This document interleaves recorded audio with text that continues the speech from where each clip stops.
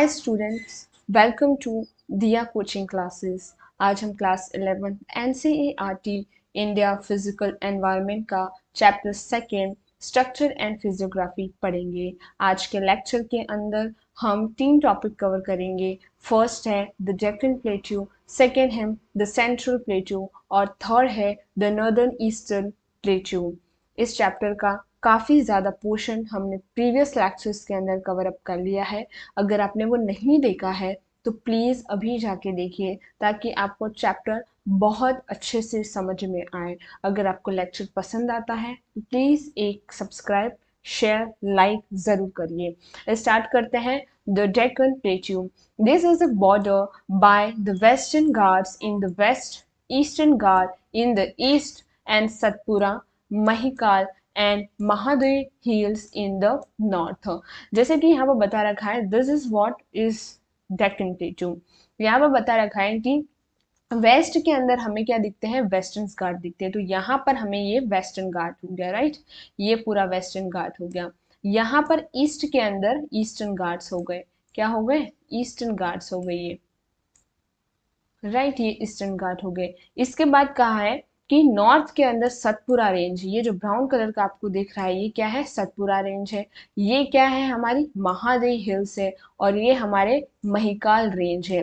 तो देख रहे हैं कि ये इसका बॉर्डर बता रखा है कि डेक्कन प्लेटू जो है वो चारों तरफ से क्या है, हिल्स के थ्रू ही क्या है, घिरा हुआ है। Western Ghats are locally known by the different name such as Sahyadri in the Maharashtra, Nilgiri Hills in the Karnataka and Tamil Nadu, and Anaimalai Hills in the and Cardamom Hills in the Kerala। तो ये हमारे जो western घाट है उसको three names के अंदर divide कर रखा है। जैसे कि अगर आपका डिवीजन देखें तो इस तरह से, तो आप देखते हैं महाराष्ट्र के अंदर इसको सह्याद्री हिल्स के नाम से जाना जाता है। वहीं आप कर्नाटक और तमिलनाडु के अंदर देखें तो उसको नीलगिरी हिल्स के नाम से जाना जाता है। वहीं केरला के अंदर उसको अन्नईमलई हिल्स और कार्डमम हिल्स के नाम से जाना जाता है।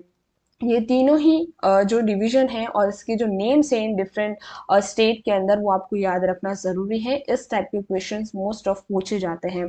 The western Ghats are comparatively higher in elevation and more continuous than the entire Ghats. तो अगर बता दें तो ईस्टर्न घाट्स की बात करें तो इसका एलिवेशन जो है वो कम है। वेस्टर्न घाट का एलिवेशन जो है वो हायर है। किसके कंपेयर कर रहे हैं हम यहाँ पर? ईस्टर्न घाट का। वहीं पे वेस्टर्न घाट जो है वो कंटिन्यूअस है, ठीक है। वहीं पर ईस्टर्न घाट जो है वो डाइसेक्टेड है। क्यों डाइसेक्टेड है? क्योंकि काफ़ी ज़्यादा रिवर है, जैसे कि यहाँ पर महानदी हो गई, यहाँ पे गोदावरी हो गई, कृष्णा हो गई और कावेरी हो गई। ये तीनों ही रिवर जो है वो इरोजन वर्क करती हैं इन घाट्स के ऊपर और डेल्टा फॉर्म करती हैं, जिसकी वजह से ये डिफरेंट डिफरेंट पार्ट के अंदर और घाट्स के अंदर डिवाइडेड हो जाती है और ये डाइसेक्टेड हो जाती है, राइट। ये कंटिन्यूअस नहीं है, डाइसेक्टेड है। The average elevation is about 1500 metre with the high increase from north to south. अगर वेस्टर्न घाट्स की बात करें तो नॉर्थ में अगर बात करें तो वो ज़्यादा बड़े हैं, लेकिन जैसे जैसे साउथ में आते हैं तो इनकी हाइट जो है वो थोड़ी थोड़ी कम होती जाती है। तो इनका एलिवेशन जो है वो 1500 मीटर है। कितना है? 1500 मीटर है। Anaimudi 2695 metre, the highest peak of peninsular plateau is located on the Anaimudi hills of the Western Ghat, followed by the Doda Beta on Nilgiri. जैसा कि हमने कहा नीलगिरी कहाँ पर कहा जाता है? कर्नाटक के अंदर कहा जाता है, राइट।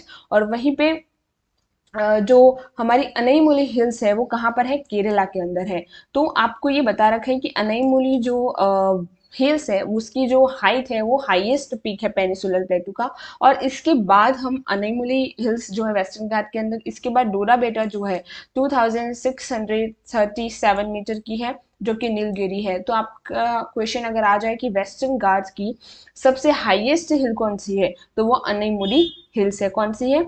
अनेमुडी हिल्स है। वहीं पर in the eastern Ghat by highly eroded by the river Mahanadi, Godavari, Krishna, Kaveri, low hills. देखो मैंने अभी बताया था कि ये जो रिवर है वो क्या करती है, काफी ज्यादा इरोडेट करती है इन रेंजेस को, इन हिल्स को, जिसकी वजह से ये डाइसेक्टेड हो जाती है, अलग अलग पार्ट में डिवाइड हो जाती है, और इसी वजह से कहीं ना कहीं उसकी हाइट जो है वो लो हो जाती है, कम हो जाती है, क्योंकि बहुत ज्यादा इरोशन ये क्या करती है। Some of the important range include the Jawari hills and Mahendragiri hills आपको देखने को मिलती है। कुछ इंपॉर्टेंट हिल्स है, जैसे कि अगर मैं लोकेशन बताऊँ तो यहाँ पर गिरी जो हिल्स है, और यहाँ पर कहीं जावेरी हिल्स है। आप कंफर्म जरूर कर लीजिएगा कि इसकी लोकेशन क्या है, क्योंकि जितनी भी हिल्स के नाम मैंने अभी आपको बताए हैं उसकी लोकेशंस आपको पता होनी चाहिए, बहुत ही इंपॉर्टेंट है। और एक और इंस्ट्रक्शन दूंगी, अगर आप ज्योग्राफी आपकी सब्जेक्ट है तो आपके पास एक इम्पॉर्टेंट बुक होनी चाहिए जिसका नाम है एटलस।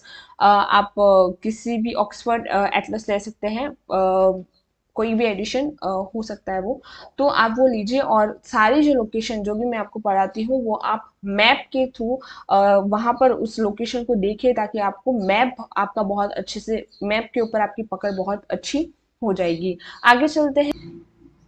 अब दूसरा टॉपिक है the central highway. Central highway बोलिए या फिर सेंट्रल प्लेटूज बोल सकते हैं। तो अभी हमने देखा था कि यहाँ पर हमने क्या पढ़ा अभी, कि यहाँ पर हमने अभी डेक्कन प्लेटू पढ़ा, उसके जस्ट ऊपर आप देखेंगे वहां पर आपको सेंट्रल हाईवे या फिर सेंट्रल प्लेटू मिलेगा। They are bounded to the west by the Aravalli range. यहाँ पर आप वेस्ट की तरफ देखेंगे तो आपको अरावली रेंज मिलेगा। The Satpura range is form by a series of scrapped plateau on the south के अंदर। जैसे हमने बताया कि ये कहीं ना कहीं सतपुरा रेंज जो है एक डिवाइड का वर्क करता है सेंट्रल प्लेटू और डेक्कन प्लेटू के बीच में। is generally at an elevation varying between 600 to 900 metre above the sea level। Same है, डेक्कन प्लेटू का एलिवेशन भी वही है और सेंट्रल प्लेटू का एलिवेशन भी वही है। This forms the northern boundary of the Deccan प्लेटू। तो ये जो सतपुरा रेंज है कहीं ना कहीं एक नदन बाउंड्री क्या करता है, मतलब फॉर्म करता है डेक्कन प्लेटू के अंदर। क्योंकि अभी ही हम डेक्कन प्लेटू पढ़ के आए तो आपके लिए ये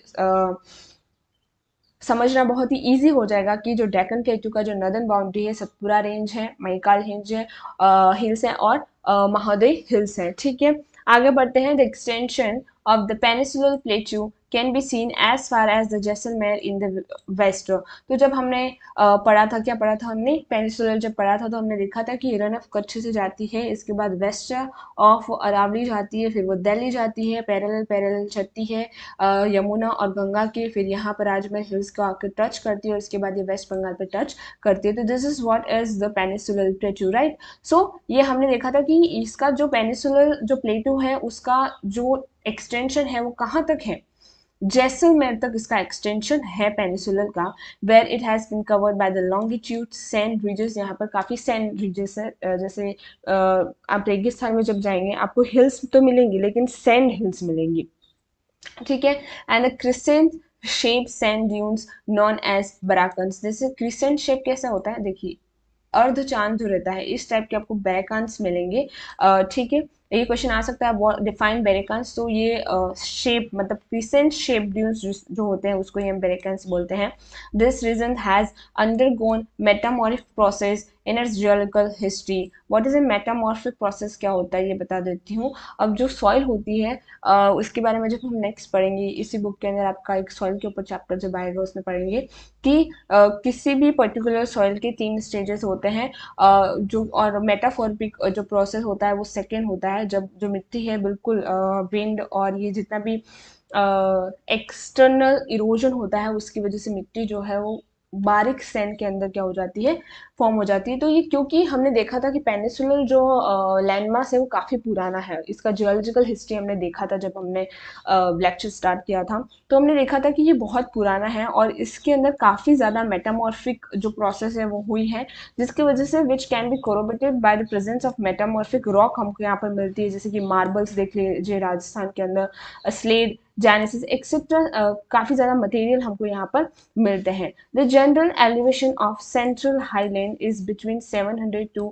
1000 मीटर। अगर हम सेंट्रल हाईलैंड का अगर एलिवेशन देखते हैं तो वो 700 से 1000 मीटर है सी लेवल से, and it is slope toward नदर, नॉर्थ की तरफ स्लोप है। अब आपको कैसे पता चलता है कि स्लोप नॉर्थ की तरफ है? तो देखिए, जो चंबल रिवर है वो इस तरह से फ्लो करती है यहाँ से, ठीक है। इसके बाद काफ़ी ज़्यादा जो सोन रिवर है वो इस तरह से फ्लो करती है। तो पानी किस तरफ फ्लो कर रहा है या फिर रिवर किस तरफ फ्लो कर रहा है, उससे आपको ये पता चल सकता है कि जो एलिवेशन जो है, जो स्लोप है वो किस तरफ से है, किस तरफ है। North and northern eastern direction के तरफ इसका स्लोप है। Most of the tributaries of the river, जैसे यमुना हो गया, have their origin in Vindhyan and Kaimur ranges के अंदर इसकी क्या है, ओरिजिन है। And eastern extension of the central highland is formed by the Rajmahal hills, जैसे कि मैंने अभी आपको बताया कि यहाँ पर क्या है, राजमहल हिल्स है। तो इसका ईस्टर्न जो एक्सटेंशन है वो राजमहल हिल्स तक है। साउथ के अंदर आप, हमने बता ही दिया कि large reserves of mineral resources in the छोटा नागपुर प्लेटू भी है। लेकिन अगर साउथ की बात करें तो आपको सतपुरा रेंज वह ईजी रहेगा उसका एक्सटेंशन देखने के लिए, और छोटा नागपुर प्लेटू को भी ये क्या करता है, टच करता है। नाउ इधर नॉर्दर्न ईस्टर्न प्लेटू की बात आती है। It is believe that due to the force of exerted by the northern eastern western movement of the Indian plate at the time of Himalayan origin. अब मैं आपको थोड़ा सा फैक्चुअल चीज़ यहाँ पे बता ही देती हूँ, जैसे कि अभी मैंने स्टार्टिंग में बताया कि यहाँ पर ये हमारी यूरेशियन प्लेट है, राइट, और ये हमारी क्या है, इंडो ऑस्ट्रेलियन प्लेट है। तो जब ये हिमालयस बने, मैंने कहा कि ये जब दोनों प्लेट कन्वर्ज हुई थी तो इतनी फोर्सफुली हुई थी कि इंडिया की काफ़ी ज़्यादा जो लैंडमार्क्स थी वहाँ पर काफ़ी ज़्यादा फॉल्स आए थे। तो यहाँ पर एक मालदा फोर्ट है, अगर इंडिया की बात करें, ये इंडिया के मैप के अंदर देखते हैं इस तरह से, तो यहाँ पर एक छोटा नागपुर जो है झारखंड, वहाँ पर वेस्ट बंगाल के अंदर यहाँ पर एक मालदा फॉल्ट है। तो ये कनेक्टेड था पहले, ठीक है। ये जो यहाँ पर जो हमारा नदर्न ईस्टर्न प्लेटू आता है वो, और यहाँ पर ये जो प्लेटू वाला रीजन है, ये क्या थे, कनेक्टेड थे। लेकिन क्योंकि यहाँ पर ये मालदा फॉल्ट है उसकी वजह से ये क्या करते हैं, सेपरेटेड होते हैं। A huge fault was created between the Rajmahal hills and the Meghalaya प्लेटू के बीच में एक बड़ा फॉल्ट जो था वो क्रिएट हुआ, जिसकी वजह से आज जो नदर्न ईस्टर्न प्लेटू है या फिर नदर्न ईस्टर्न पेनिसुलर पार्ट है वो कहीं ना कहीं सेपरेटेड हो गया है due to the Malda fault. Later this depression got fill. अब इसके बाद क्योंकि हमने देखा था जब नदर्न प्लेट हमने पढ़ा था तो हमने देखा था काफ़ी ज़्यादा डिपोजिशन एक्टिविटीज़ हुई जिसकी वजह से ये फिल अप हो चुका है, लेकिन फिर भी अभी भी फॉल्ट तो फॉल्ट ही रहेगा। टुडे द मेघालय एंड करबी along प्लेटू stand detach from the main peninsular block, क्योंकि फॉल्ट से ये क्या है, सेपरेटेड होता है, डिटेच्ड हो चुका है। Then Meghalaya plateau further sub division into 3। ये तीनों ही, ये जो मेघालय प्लेट्यू है यहाँ पर हमने देखा ये मेघालय प्लेट्यू है, वो 3 सब डिविजन के अंदर डिवाइड होता है, द गारो, द खासी hills and the Jayanti hills. An extension of this is also seen in the Kirby along hills of the Assam. Assam के अंदर जो कर्बी अलोंग हिल्स है वहां तक उसका एक्सटेंशन है। एंड सिमिलर टू द छोटा नागपुर प्लेटू इधर साइड साउथ वेस्ट के अंदर। The Meghalaya प्लेटू is also rich in the minerals resources, जहाँ पर हमको कोल्स मिलते हैं, आयरन और सिमिलरली लाइमस्टोन एंड यूरेनियम। क्यों? क्योंकि मैंने आपको पहले ही बताया ये लैंड मास जो है वो बहुत पुराना है, यहाँ पर काफ़ी ज़्यादा एक्टिविटीज़ हुई हैं एक्सटर्नल और इंटरनल, और अब ये एक स्टेबल है क्योंकि ये बहुत ही ओल्ड लैंडमास है, और इसी की वजह से यहाँ पर हम काफ़ी ज़्यादा मिनरल्स मिलते हैं। अगर आप पेनिसुलर प्लेटूज की बात करें या फिर पेनिसुलर पार्ट की बात करते हैं, आपको बहुत ज़्यादा मिनरल्स वहाँ पर मिलते हैं। And this area maximum rainfall from the south western monsoon, जैसे मौसिसरम है, इज़ वन ऑफ द मतलब हाईएस्ट रेनफॉल जो अगर कहीं होती है वर्ल्ड के अंदर तो वो होती है मौसिसरम के अंदर। जब मानसून पढ़ेंगे तो डिटेल में आपको मैं समझा दूंगी क्यों ज़्यादा होती है, क्या रीज़न है मानसून का वहाँ पे ज़्यादा होना, क्योंकि मानसून तो यहाँ से निकलते हैं लेकिन यहाँ पर सबसे ज़्यादा बारिश क्यों होती है उसकी भी रीज़न है, जो हम जब मानसून पढ़ेंगे, साउथ वेस्ट मानसून जब हम पढ़ेंगे तब हम आपको समझाएंगे। Meghalaya प्लेटू has highly eroded surface, क्योंकि ऑब्वियसली काफ़ी ज़्यादा एक्सटर्नल जो फोर्सेस हैं जैसे विंड, वाटर, काफ़ी सारी चीज़ें होती है जिसकी वजह से बहुत इरोडेड होता है, और काफ़ी सालों से ये चीज़ें एक्सटर्नल फोर्सेस जो है वो कंटिन्यूसली वर्क कर रहे हैं, इसकी वजह से ये जो सरफेस है वो बहुत ही हाईली इरोडेड है। तो आज हमने ये तीनों ही टॉपिक कवर कर लिए। आपको ये टॉपिक अच्छे से समझ में आए होंगे। अगर आपको कोई भी डाउट हो तो आप कमेंट सेक्शन में हमें बता सकते हैं। आज के लेक्चर यहीं पर समाप्त होते हैं। अगर आपको अच्छा लगा हो तो प्लीज़ एक लाइक शेयर सब्सक्राइब अपने फ्रेंड्स के साथ ये ज़रूर शेयर करिएगा और सपोर्ट करिएगा। Thank you.